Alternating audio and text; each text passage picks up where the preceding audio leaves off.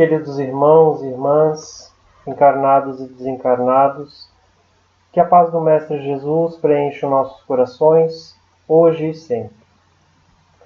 Dando continuidade aos estudos doutrinários do Centro Espírita Allan Kardec, vamos inicialmente elevar o nosso pensamento ao alto, a Deus, nosso Pai de bondade e misericórdia, a Jesus, nosso irmão e mestre, rogando que eles nos enviem os bons espíritos para nos orientar, para nos amparar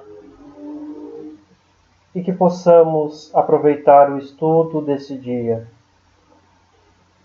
E assim dizemos: Pai nosso que estais no céu, santificado seja o vosso nome.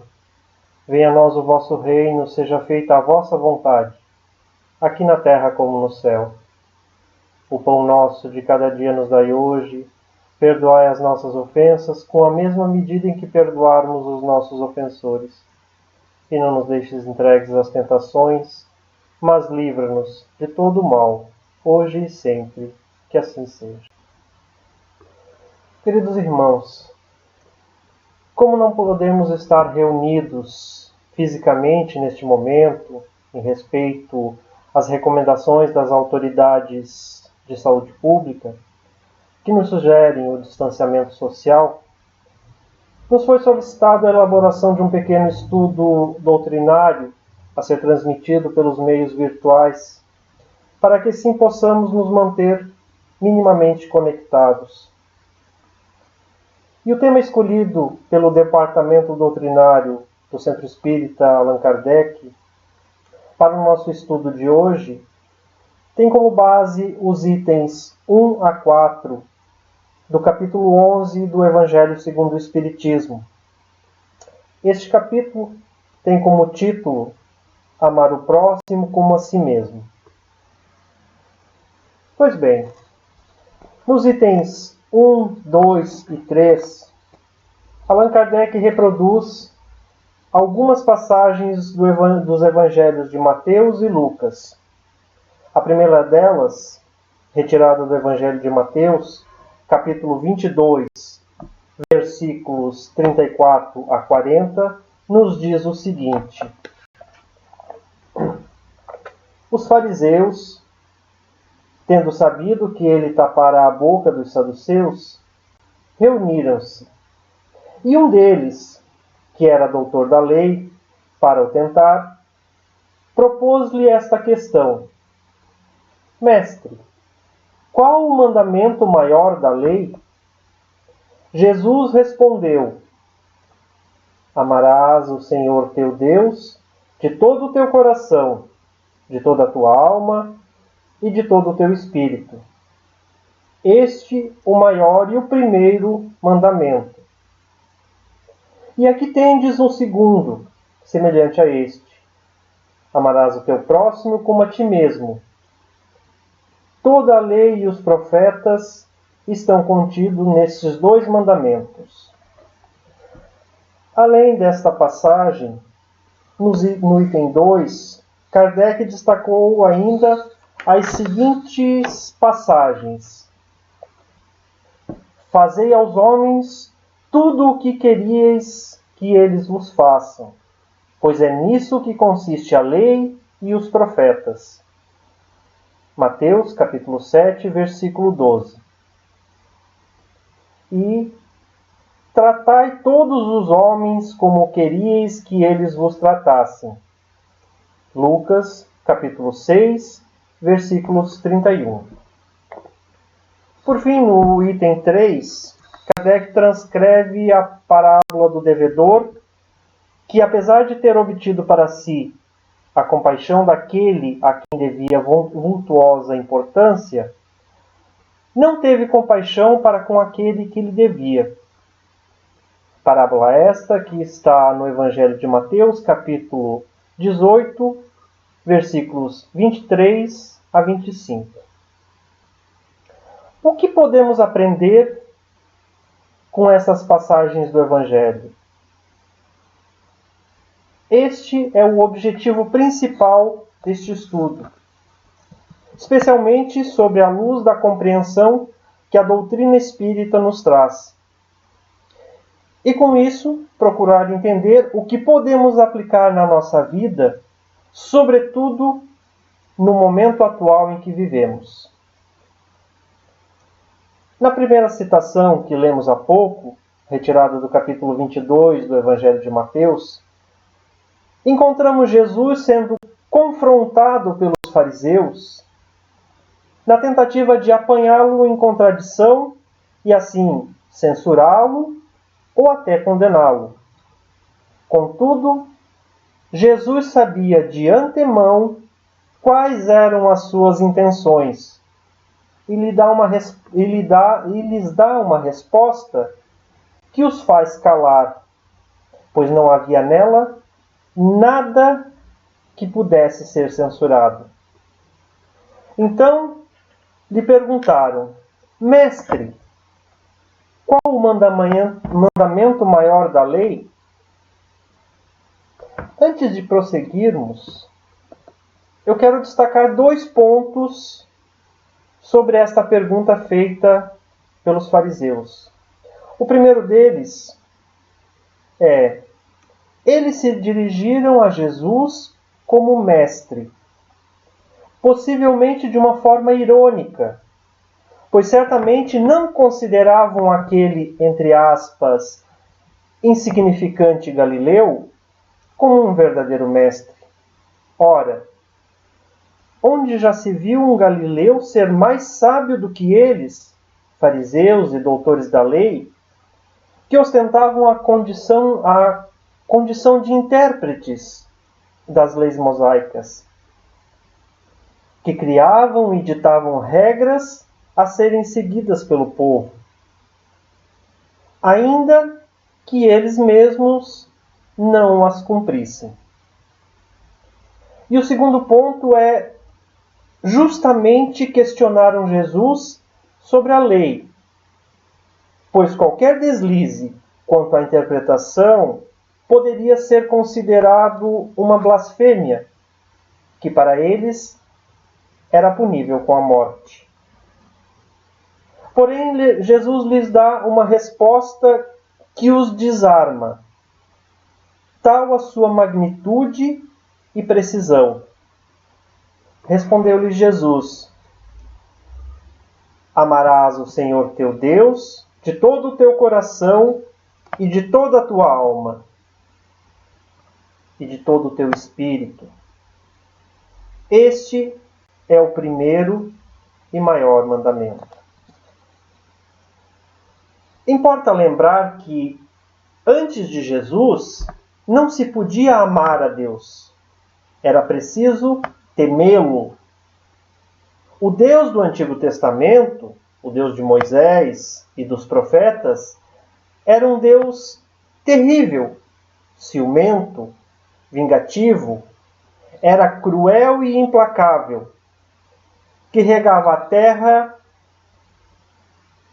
com sangue humano, que ordenava o massacre e o extermínio dos povos, que punia um povo inteiro pela falta do seu chefe, que se vingava do culpado na pessoa do inocente, que feria os filhos pelas faltas dos pais. E aí vai. Basta passarmos os olhos pelos livros do Antigo Testamento e veremos tudo isso. Então vem Jesus e nos mostra a verdadeira face de Deus. E como nos lembra Kardec, no capítulo 1, item 23 do livro A Gênese, Jesus nos apresenta um Deus clemente, soberanamente justo e bom, cheio de mansidão e misericórdia, que perdoa o pecador arrependido e dá a cada um segundo as suas obras. Já não é um Deus de um único povo privilegiado, mas é o Pai comum do gênero humano, que estende a sua proteção por todos os seus filhos e os chama para si. Enfim, já não é mais um Deus que quer ser temido, mas um Deus que quer ser amado. Portanto, quando Jesus nos recomendou amar a Deus sobre todas as coisas, ele estava apenas nos pedindo para confiar em seus desígnios, na sua santa e sábia vontade. Contudo, Deus, como um Pai amoroso, não quer que fiquemos deitados eternamente em berço esplêndido, mas que tomemos parte na obra da criação, fazendo a parte que nos compete, ou seja, nos melhorando a cada dia e, em nos melhorando, ajudando o progresso de toda a humanidade. Jesus prossegue na sua resposta e nos dá um novo mandamento, que, junto com o primeiro, resume todos os ensinamentos. Este mandamento é: amarás o teu próximo como a ti mesmo. Eis aí, com toda certeza, o maior e mais importante ensinamento trazido por Jesus: o amor. Algo completamente novo para aquela época e que, passados quase 2000 anos, ainda não o compreendemos ou não o vivenciamos em sua plenitude. Jesus não nos apresentou apenas um novo modo de nos relacionarmos com Deus, mostrando que Ele é um Pai que nos ama e a quem também devemos amar acima de todas as coisas, mas também nos trouxe um novo modo de nos relacionarmos com os outros, com o próximo, através do amor, da caridade e do perdão. Portanto, o amor é, ou deveria ser, a expressão máxima, o paradigma de conduta de todos nós que nos dizemos seguidores do Cristo, ou seja, cristãos. Especialmente o amor em ação, também conhecido como caridade, pois, como bem nos ensina a doutrina espírita, fora da caridade não há salvação. Aliás, os espíritos nos esclarecem, na questão 886 do Livro dos Espíritos, que o verdadeiro sentido da palavra caridade, como entendida por Jesus, é benevolência para com todos, indulgência para com as imperfeições dos outros e perdão das ofensas. Ainda nesta questão 886, Kardec anota que o amor e a caridade são o complemento da lei de justiça, pois amar ao próximo e fazer-lhe todo o bem que nos seja possível e que desejaríamos que fosse feito, tal o sentido das palavras de Jesus: amai-vos uns aos outros como irmãos. A caridade, continua Kardec, segundo Jesus, não se restringe à esmola, abrange todas as relações em que nos achamos com os nossos semelhantes, sejam eles nossos inferiores, nossos iguais ou nossos superiores. Ela nos prescreve a indulgência, porque indulgência precisamos nós, e nos proíbe que humilhemos os desafortunados, contrariamente ao que se costuma fazer. Apresente-se uma pessoa rica e todas as atenções e deferências lhe serão dispensadas.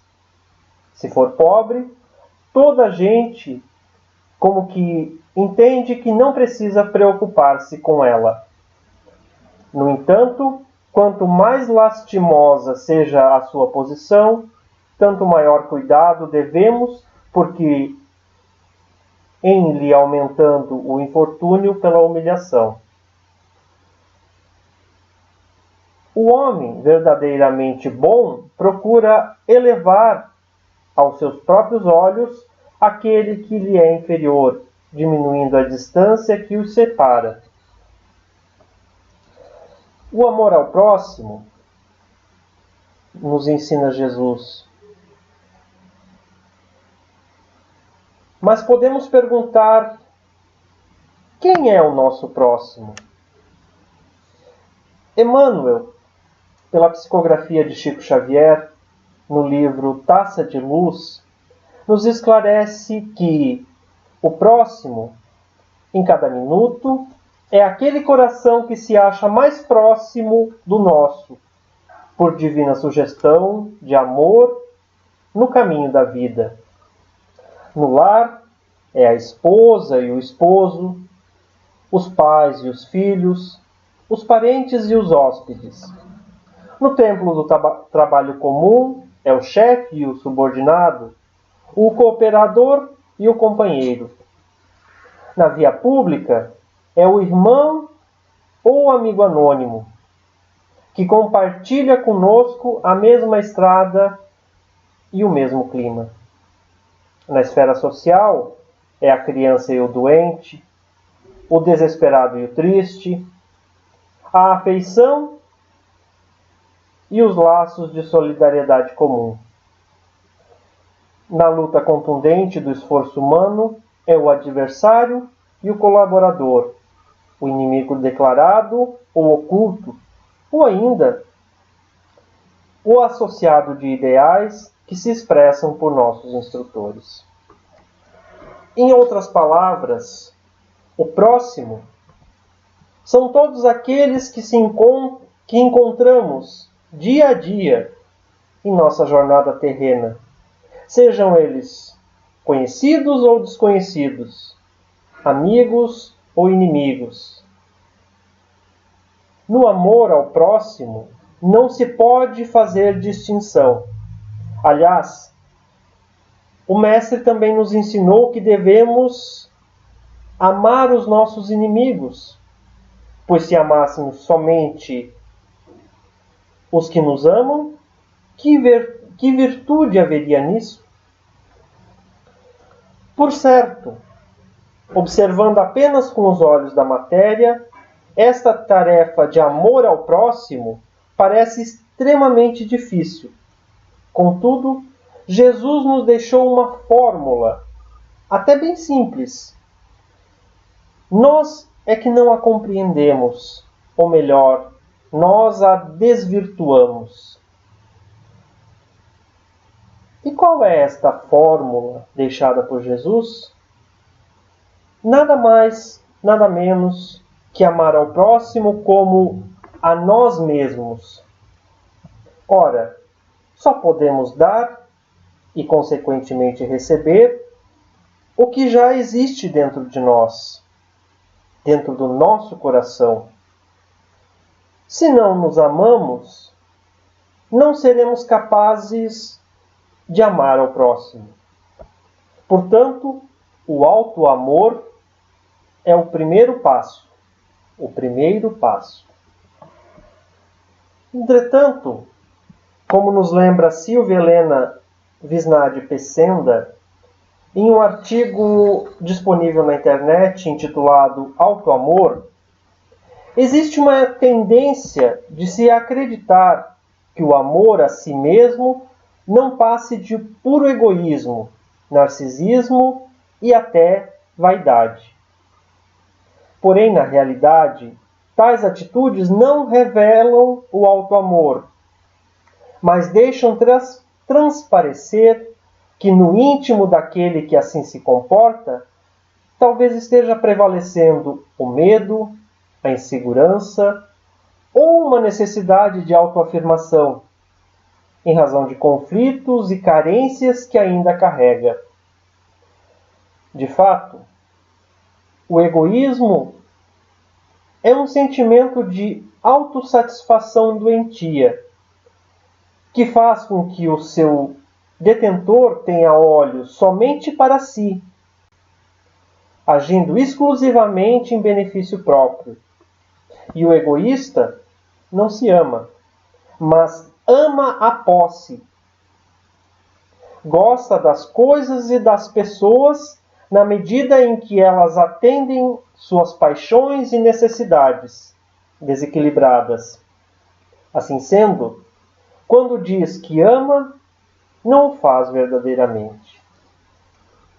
Por isso, meus irmãos, devemos ter o cuidado de eliminar do nosso coração a chaga da humanidade, o egoísmo, que normalmente anda travestido de amor a nós mesmos.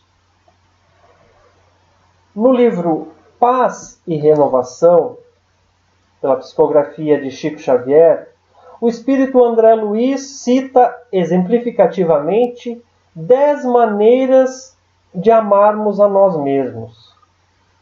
Ele nos diz que devemos 1. Disciplinar os próprios impulsos. 2. Trabalhar cada dia, produzindo o melhor que pudermos. 3. Atender os bons conselhos que traçamos para os outros. Aceitar sem revolta a crítica e a reprovação. Esquecer as faltas alheias sem desculpar as nossas. Evitar a conversação inútil. Receber no sofrimento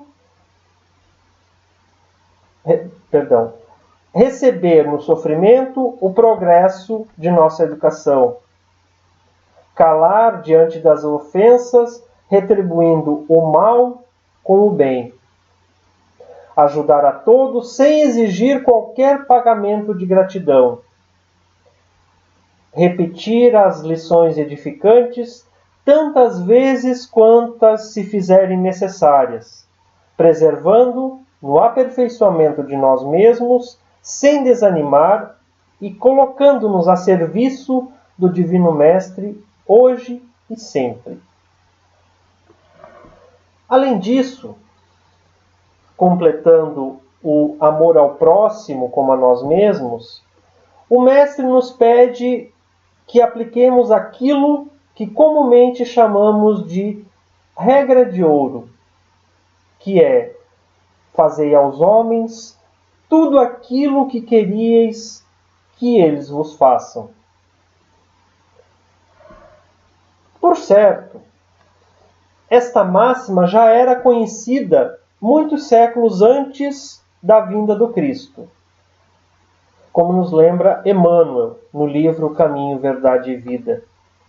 Gregos, persas, chineses, egípcios, romanos e os próprios hebreus já haviam recebido, através dos embaixadores da sabedoria, o princípio contido nesta regra áurea.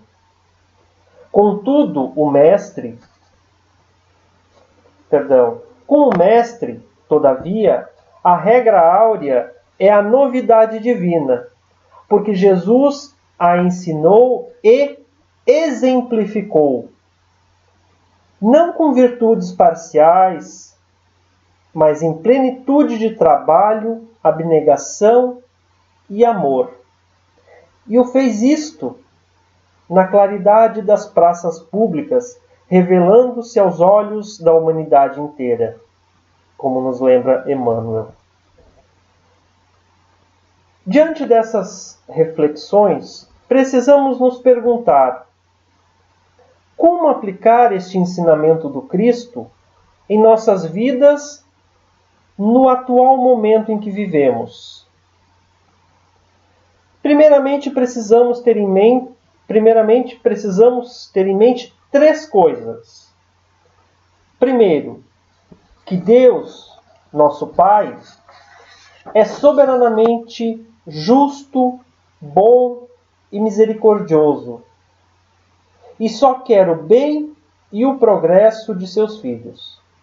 Segundo, que a Terra vem passando por uma profunda transformação de um planeta de provas e expiações, que por definição o mal prevalece e o bem é a exceção, para um planeta de regeneração, onde o bem será a regra e o mal a exceção. E por fim, que nada acontece por acaso, ou sem que tenha um propósito maior, ainda que não o compreendamos. Assim, se olharmos pelo lado da matéria, poderíamos pensar que esta partícula microscópica que vem assolando todos os recantos do planeta seria uma aprovação coletiva, ou ainda, para aqueles menos desavisados, um, entre aspas, castigo de Deus. Contudo, isto é totalmente contrário ao que acabamos de estudar, pois Deus é amor, é misericórdia, e se o amamos verdadeiramente como filhos que somos, sabemos que Ele não permitiria que passássemos por tudo isso sem um propósito maior. Outro dia, eu vi nas redes sociais uma frase que circulava sem autoria, mas que descobri ser de autoria da psicóloga e psicanalista Kátia Rodrigues, que nos diz o seguinte: talvez este vírus não seja uma doença, mas sim uma cura dolorida para as piores doenças da humanidade: o egoísmo, o consumismo, a prepotência, a ignorância, a hipocrisia, a arrogância e o preconceito. De fato, meus irmãos, talvez não estejamos diante de uma doença, e sim diante da cura de um mal maior. Pois, como nos lembra Emmanuel no livro Paciência, se o mundo atravessa agora duros tempos de crise e riscos para a alma, estes são também tempos para os mais belos testemunhos de compreensão e amor. Ocasião para dádivas maiores de paciência e devotamento, perdão e espírito de serviço. Portanto, estamos diante da oportunidade de pormos em prática os ensinamentos do Cristo. Cuidando da nossa saúde, seguindo as recomendações das autoridades de saúde, estaremos praticando o amor ao próximo, como nos recomendou Jesus.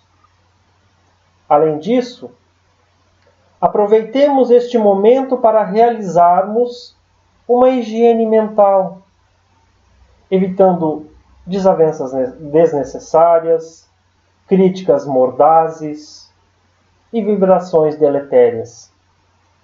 Se tivermos condições, auxiliemos também materialmente aqueles menos afortunados e desamparados. Enfim, cabe a nós, neste momento, amar a Deus sobre todas as coisas, confiando em sua santa e sábia vontade, e amar ao próximo como a nós mesmos, fazendo aos outros o que gostaríamos que os outros nos fizessem. Mas devemos fazer tudo isso desinteressadamente, sem esperar nada em troca, pelo simples prazer de fazer o bem. E tenhamos a certeza de que não estamos desamparados, pois Deus, nosso Pai, e Jesus, nosso irmão e mestre, através dos benfeitores espirituais, estão trabalhando incessantemente neste momento para nos amparar. Que assim seja. E para finalizarmos, mais uma vez, elevemos nossos pensamentos ao alto, nos conectando com toda a espiritualidade que nos ampara, os trabalhadores incessantes da seara do Cristo. Elevemos também os pensamentos a Jesus, em agradecimento, e principalmente a Deus, nosso Pai, de bondade e misericórdia. Que a cada dia possamos agradecer, elevando o pensamento, vibrando boas energias, e que assim, agradecidos por estarmos aqui nessa encarnação, podendo vivenciar as oportunidades que o Cristo nos ensinou. E assim agradecidos, dizemos mais uma vez a prece que o Cristo nos ensinou. Pai nosso que estais no céu, santificado seja o teu nome. Venha a nós o vosso reino, seja feita a vossa vontade, aqui na terra como no céu. O pão nosso de cada dia nos dai hoje, perdoai as nossas ofensas, com a mesma medida em que perdoarmos os nossos ofensores. E não nos deixes entregues às tentações, mas livra-nos de todo o mal, hoje e sempre. E assim, que a paz do Mestre Jesus preencha os nossos corações, hoje e sempre. Boa noite.